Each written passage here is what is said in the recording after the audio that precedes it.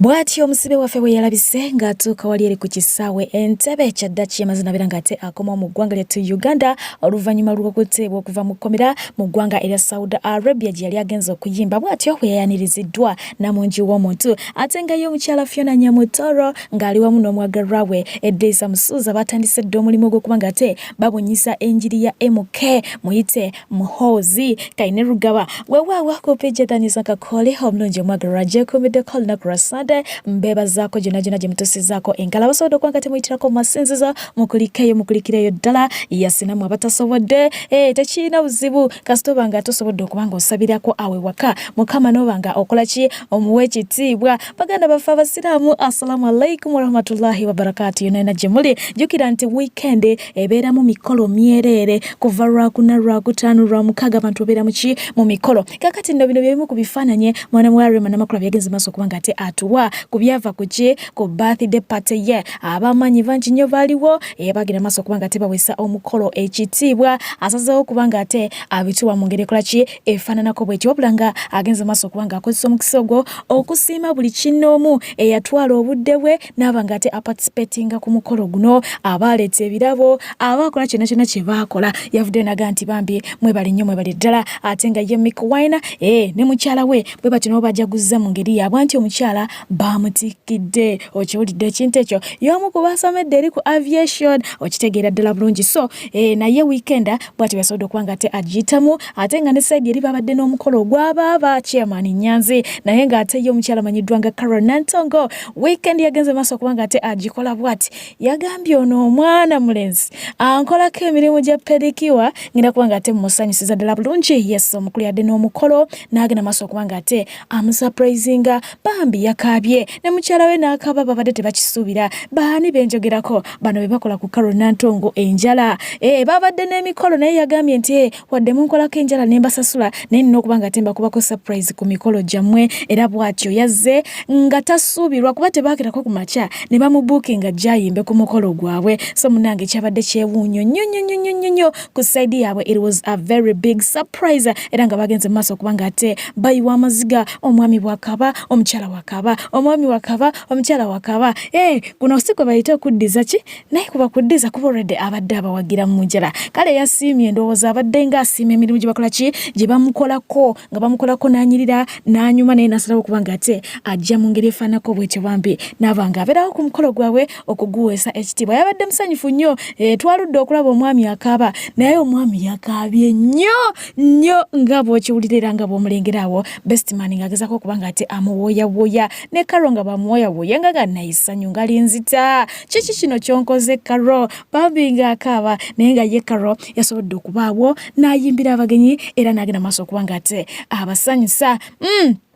kino kye bayita okuddiza abawagizi baffe endowooza webale nnyo webalire ddala Carol Nantongo omukyala yagenze maaso okuba nga ate amuwamba ate naga nti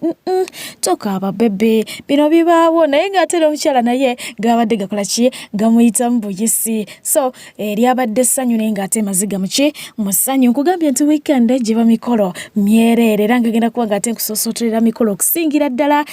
sigenda kuba nga ate mbusa omukolo ogwagenze mu maaso okuba nga ate gukwata abantu omubabiro gwe mukolo gw'omukyala amanyiddwa nga Phoebe K yasanga omukozi ku Bukedde TV ate nga munange twamanyira ku mukutu ogwa TikTok eyo gye yajja erinnya ng'ali mu kiyumba eyo n'ebisaso bw'atyo najja ng'akulukuta mpola weewaawo abasinga obungi abaziba mugobera bagamba nti ono y'omu ku bakyala bankuba kyeyo akyasingidde ddala okubeera lucky oba okubeera n'omukisa yavayo mu kiyumba najja mpola najja ng'abeerezaamu yes omukisa gwo abadde nagwo agulina naye ng'ate n'obukozi mukyala mukozi yes abaze bagobera Phoebe muze mulaba ye mukyala avumiddwa wano ku mukutu bangi bamuvumye abamulangira obubi abamulangira bucyafu buli omu amuvuma kyawulira nti ayagala bambi n'akaabamuko naye ng'ataakulaga nti asigala ayimiridde ebiseera ebisinga tatera kwanukula bamuvuma oba bayinza okuba nga ate bamujja ku mulamwa nedda wabula ye agenda maaso okuba nga ate akola kintu kye mpola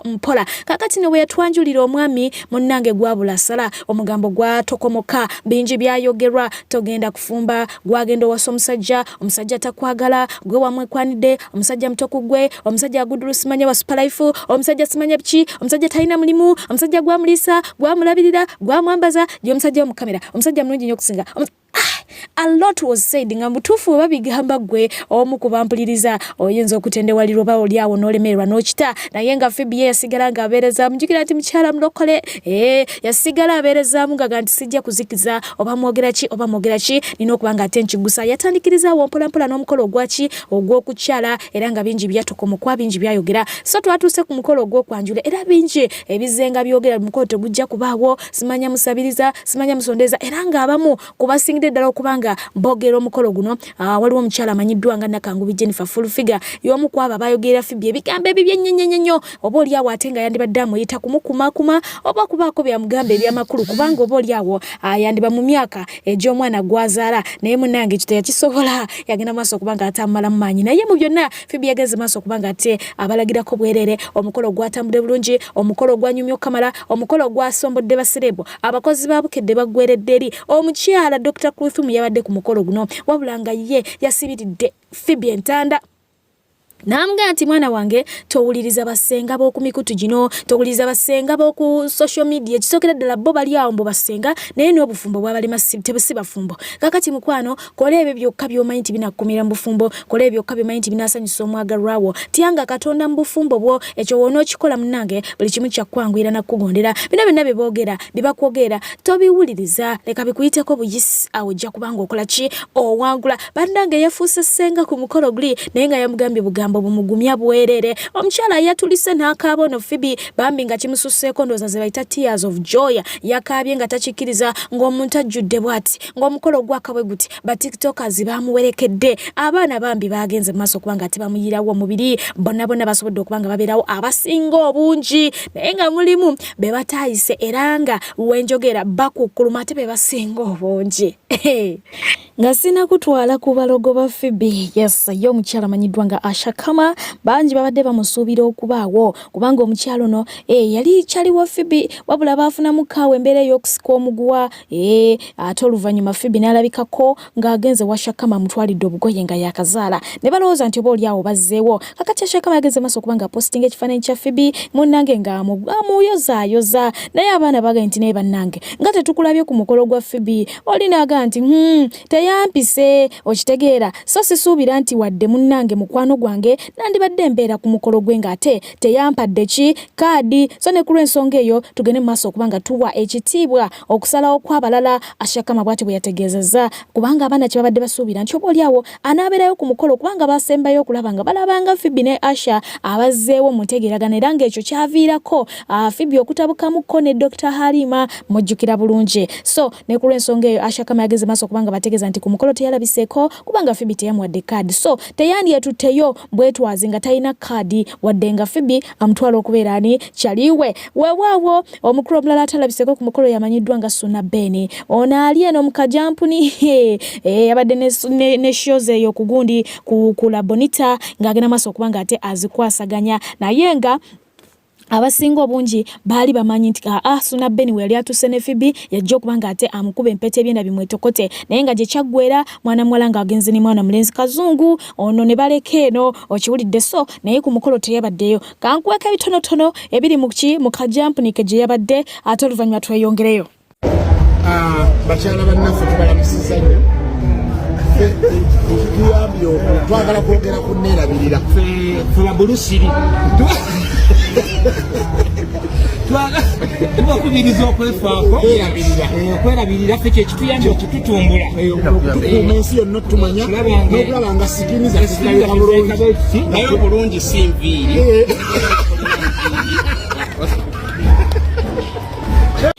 nga tuvudde mu bakajampune yes ngenda kuba nga ate ompunzika ne bakafitino ba Phoebe omanyi munnange buli muntu abaako ne bakafitino be gwoyinza okubeeraawo nga toli mu butaala toli serebu nolowooza nti nze siriika awalana nze buli omu anjagaliza naye munnange ku mikolo gya Phoebe waliwo abaavuddeyo nga boogera amafuukule kati ku baavuddeyo manya nti ate ku basirise nga bo bakituulidde kibasiiwa be bayitirivu abatasobola kuvaayo mu kamera abatasobola kwogera naye nga nabo tebamwagaliza chiche yagenzeemu okyewulidde kaakati ngenda kuba nga temba kutusako omukyala Donasia yavuddeyo n'ali ebigambo byejjukira abadde ng'avuma Phoebe n'omwagalwa we kaakati yavuddeyo n'akyusa ebigambo ng'agamba mbu byabadde nga avuma Phoebe ne bbaawe bye byaleetedde omukolo guno okubaawo era n'asuubiza okuvumira ddala omusajja asobole okuba nga mbu takyawa Phoebe annange. Anyways, Calvin Kayanja y'omu ku batokomosi b'omugambo ku sayidi ya Phoebe era nga ye buli Phoebe kyakola buli Phoebe kyakwatako akiringiriza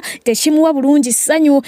atokomokera ddala omugambo era ne yavuddeyo n'abaako byayogera biyitirivu ddala. Yes, omukulu amanyiddwa nga Dr. Sefco ye teyabadde muyite ku mukolo bano be bamu ku abo be bataayise naye nga babadde basuubira oba oliawo okubayita kaakati ate ne bakola kino bava mu mbeera ono tebamuwadde kaadi naye yavuddeyo n'ayogera bingi n'agamba it will end in tears. Waliwo omukulu erinnya lye sirimanyi waatera okusiba obutaayi bw'ati bangi bamukazaako ag'amatama bbuuku naye yavuddeyo n'ayogera omukolo gwa Phoebe. Waliwo bano bakigayigayi group omuli Big Voice kuliko omukulu amanyiddwa nga Rama yabeeyunzeeko Big Voice nga aliwamu ne Shadia bakugeya n'owulira nga n'ensi ekoze ki ekutamye kuliko n'omukyala awo omulala pali awo jasi ekigurupu ekyo kakati nabo bavuddeyo naye banga bikola ki bibakalira ku matama sigera kubanga ate Chris omulungi wange bengenda okubanga ate nkusiibuza omulungi wange omanye nti mu dunia mulimu omuntu akyawa omuntu oba oliawo balina ensonga zaabwe nze naawe naye nga bo we batyo basazeewo okubanga ate boogerera omukolo gwa Phoebe. Yasa ku sayidi eyo kyabadde kitya nze ku sayidi eyange munaye kyabadde Magda Sana omwana yakikoze omwana yanyumye mukolo gwatabudde bulungi nnyo okusinga n'abangi baali bakola ki basuubira Kongs mama obufumbo obulungi munnange byonna bikubeerere malidade sana mbadde pejaho okubaga ate nkuweereza kansabe mu ngoye atakumira mpeera sigale nga bankumidde abalungi bankolina cross Sunday kandi baagaliza okubanga ate lubatambulira malidade sana yonna gye mwekumidde mubeera bulungi mweraba omulimu naye bannange olugambo lunzita musooke muve ku ebyo omukolo mwagulabye ddaali bannange tunanya kutuzippe sibagenda kumanya olaba nange kati ntaddeko ebisige wano tunanywa kutuzi simanyina lwakuba kati ewa kyankalanyemu ennyumba gye bakoleddemu si yaabwe naye bino ebisigadde kale kale bangambye mbu jasi ennyumba bangambye nti nno yewa ya pasita bangambye ennyumba ya pasita tonkosa ogambye ki ennyumba ya pasita no gye babadde basabira okategedde weewujje maama lama yalese bwino owaddala naye nakankaka nga simulabyeyo kubanga nakankaka yatava ku mikolo egyo bwegito ku mbaga tekubula musiiwuufu ogwono abudibulako abasiiwuufu nakankaka okimanyi teyagenze talina sente zanguzi olugo olupangisa mutwala ejeja luli yalabika okupangisa ekituufu ate jjukira bakyusa tebambala mulundi gumu talina sente kati balabone okuteeka 10 oba 10 emitwalo 2 ngoye 4 n'omugole yennyini olina okugenda n'ekirabo. Phoebe, congratulations. Onyumidde omukolo bambi mu bitamatama ebyo. Makeup artist yakozeko makeup wakabi nnyo, olina okumwebaza. Olina okumwebaza. Naye lwakuba ekitusobedde mu mikolo nga gubaddeko ba sponsors bangi ba donor kuva ku jjiiko ku mmere gye balidde abantu ngoye zoyambadde makeup buli kimu n'ebintu omuko byaleese byonna waliwo eyabiguze omusajja si eyabiguze annaye ekyekyo ekiraga nti obufumbo bugenda kuggwawo mangu. It will end in tears. It will end in tears. Ekyamushuwa Phoebe ne Mr. Nzola. It will end in tears very soon. Tekugenda kuwangala obwo bufumbo. Kuba buli kimu kibadde kyakusonda kuva ku jjiiko paka ku mmere n'emmotoka evuza abako n'olugoye omukolo yayambadde jebbi yalumuwadde ku bwereere. obwedda video ze mutekayo zonna ziriko basponsoriza abage mututeekewo obulango nti mwe ffe tubambaza ffe tuguze emmere ffe tuguze ebiki mukolo gubadde nnyo gwa kyavu obwedda n'abakwata TikTok tebatulaga nnyumba yeewamu mwabalaze ne mubagamba wano temusukkawo. Nange Calvin Kayanja noonya omukyala asobola okukwata sente ze za myaka ena ze yakola ku kyeyo n'akwata n'essalale we ku radio station n'azinyanjulamu mu bakadde be kale ne yeeweesa ekitiibwa ku sente ze era bw'amala n'antwala mu nnyumba gye yazimba ku sente z'obulango bwa Empologoma Trust. Omukyalo oyo nange Calvin Kayanja munoonya bw'oba gy'oli ng'onanjagalira mu bwa Super Life. Siina mulimu, siina kyendi, siina wenkola, ng'onanteekamu ssente n'onnyanjula mu bakadde bo. Wendi Calvin ate mundaba ndi kirenzi kito kya brown ekimyula. Kati mugenda kugamba nina bennyingiridde. Nze Calvin mbadde njagala kubagamba mirimu giri wabweru nti abawala n'abalenzi ng'oli myaka 21 paka ku myaka 38 babeetaaga mu ggwanga lya Kuwait kola bwakirina basasule mu kitundu ate ba waitress ne ba waiter bafuna miliyoni 2 osasula omaze kufuna visa kubira kuba staff eva Uganda ogenda okole interview ku noti 7 6 7 5 oba noti 7 4 6 7 8 munayo gende wekolerera obulamu bwo oba okolerera omusajja sente zonajje Kuwait aba staff bakututte ku kyeyo ojoza njulemu omusajja bwomala omutwale mu nnyumba gye wazimba mu Mpologoma Estate mubeera omwo nebbaawo nga wa Super Life ovume bantu sikulinaako buzibu naye nange nnoonya omukyala bw'atyo nze nga Calvin Kayanja wa Super Life brown man kizigo kimpoomera nkeera kutangalo ne baana mwe muli very desperate abakazi baakuno sajja naakukwana bukwanyi n'ofuuka ekirala n'ogweddalu oyagala okumuweerako mu kkubo oyagala okumuweerako ku bijja by'abajjajjaabo oyagala okumuweerako mu ssabo nga muli very desperate my sisters anti tajjukira ate ekyo kibi. Oyo Phoebe twasisinkanako mu office ya President Museveni ng'atambuza bigere ng'ambaata ne Phoebe bwe twali tuvaayo tufuluma bwe tuti nga talina wadde ekuba ennyonyi President twamusanga ba sente yazigabidde bayimbi Phoebe yali agenze kola ki mu office ya President. Ebyaliyo byonna byali bya kyama kyaffe. Nene ngamba abasirikale bange tuyimirire tutwale ku Phoebe ne mutwala paka wange mutundwe office oti ku office yo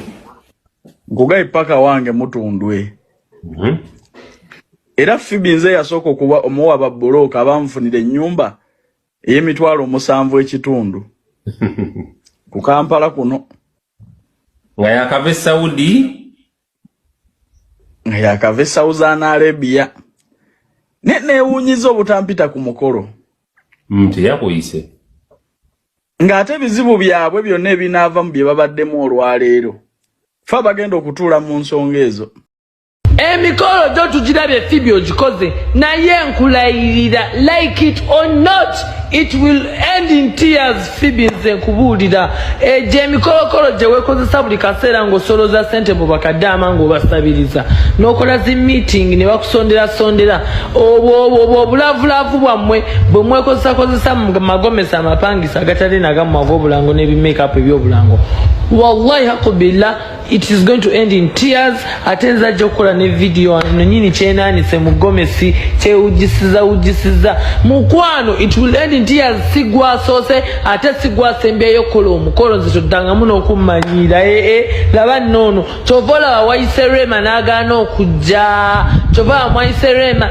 nkwagala nnyo wajja otwekolezako nga wakajja ku TikTok oweerisa ebigumba bw'omala ne weeyambaza obuteeteeyi tugambe mbuno Rema omufaanana ng'obaza Rema ajje ku mukolo gwo naye mukwano darling oswadde darling era beera mu bigomesigomisibyo ate making sure nti ku makya obizzaayo nga tobiyiye mu bikeeki ebyo byebakupangisiriziza nga bya bulango toddanga nabo tukubira wanene ebifaananyi ebinyuma oyagala tugambe tutya bugwasose mu mukwano